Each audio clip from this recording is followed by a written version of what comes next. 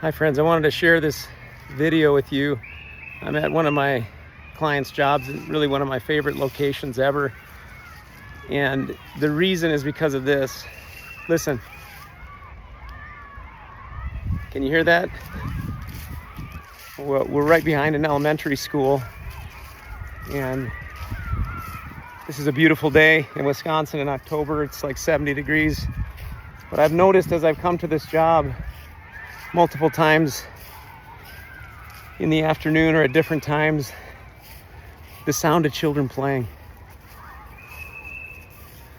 It sounds like they're getting called in from recess. But I believe this is a beautiful sound.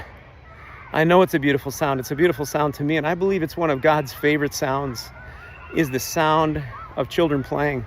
Now, these are elementary school kids, and they're too young to really develop those adult evils of speaking against each other, holding grudges, just ignoring each other. I'm not saying little kids can't fight. Well, I've had kids and I've seen them fight, but it's different. When they're little, there's an innocence, there's a purity. And I'm going to look up the verse and put it in the description. But there's a verse, I believe it's in Isaiah, and it talks about a time where God heals Israel, heals the streets, and it says there'll be a sound, the sound of children playing in the streets. And what a beautiful thing. A sound where there's not arguing, but there's joy, where there's purity, where there's just playing and enjoyment and innocence. And I was reminded of a passage in, I can't even remember where it was, or if I was in Peter or 1 Thessalonians, but it says, speak evil of no man.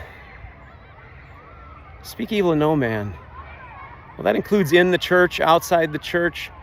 And then it says, in showing all meekness to all men. That means lowliness, brokenness, humility, patience. And that's what I hear with these kids. So they're not speaking evil of each other. They're just walking in meekness. They're just enjoying each other. They're just running around, screaming, having fun. And I really believe that's the heart of God. He wants the church. He wants people to be at a place where they don't speak evil of each other. They're not looking with a critical spirit, with a pointing of the finger, like Isaiah 58. He says, put away the pointing of the finger. Put away your critical spirit. Stop being critical of everybody. Stop being critical of others that are doing the work of God. Or whatever, people in the world. Stop speaking evil of other people. There's just never a place for that. I'm not saying there's never a place for calling evil or sin, but how do we do it? Do we do it in a spirit of grace? Do we do it with a broken heart? But it says, speak evil of no man. And I think that applies even in this political climate that we're in, with elections coming up in November, and oh my goodness, the political ads are everywhere. And it's always, this is mudslinging, this person. I'm so sick of it.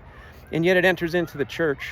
It enters into the Christian mindset, where people are like, oh, and they're saying stuff about the president, they're saying stuff about Congress people, they're saying stuff about everybody. It's like, yeah, I don't agree with a lot of things that are done, that are said, the direction of our country, but the Bible says, speak evil of no man. How is it that we find liberty to just throw stones and call names and call people idiots and all this horrible stuff? It's horrible. It's not right. Shouldn't be in the church, shouldn't be in our hearts. My friend, we become so political. Our spirits are not like Christ. This is the sound he likes to hear. This is the sound of kids playing in a parking lot. The sounds of kids playing on a playground, loving each other, just enjoying each other. It's a beautiful sound. And the Bible says he's going to return his people. He's going to return safety to the streets. He's going to return a spirit of unity, a spirit of joy, where it's like children playing in the streets. It's like children playing on a playground.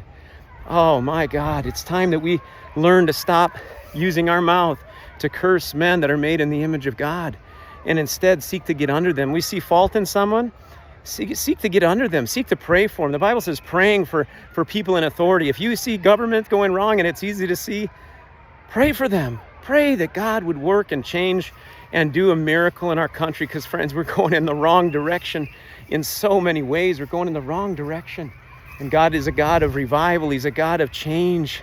He's a God of rebuilding the old and the ruined places. So I just want to encourage you. Ask the Lord to make your mouth absent and fasting from words of hurt and degradation and calling names of people, and ask God to make your mouth speak the truth in love. Ask God to make your mouth only speak praise. Ask him to cut out boasting in yourself. Ask him to make your lips something that pleases him. It says the person that has grace in their lips, they'll have the king for their friend. Well, you know the king is, that's God, that's Jesus Christ. We got one king. We're going to have the king as our friend if we have grace in our lips. Ask God to change you. I've had to do that so many times. I'm still doing it. God, don't let boasting come out of my mouth. Don't let criticism come out of my mouth. Don't let words that tear people down come out of my mouth. But let words of truth, spoken in love, words of life, words of praise to you and adoration, let that come out of my mouth. I hope you got a little bit of joy hearing these kids. I hope you could hear them in the background. It's a beautiful sound.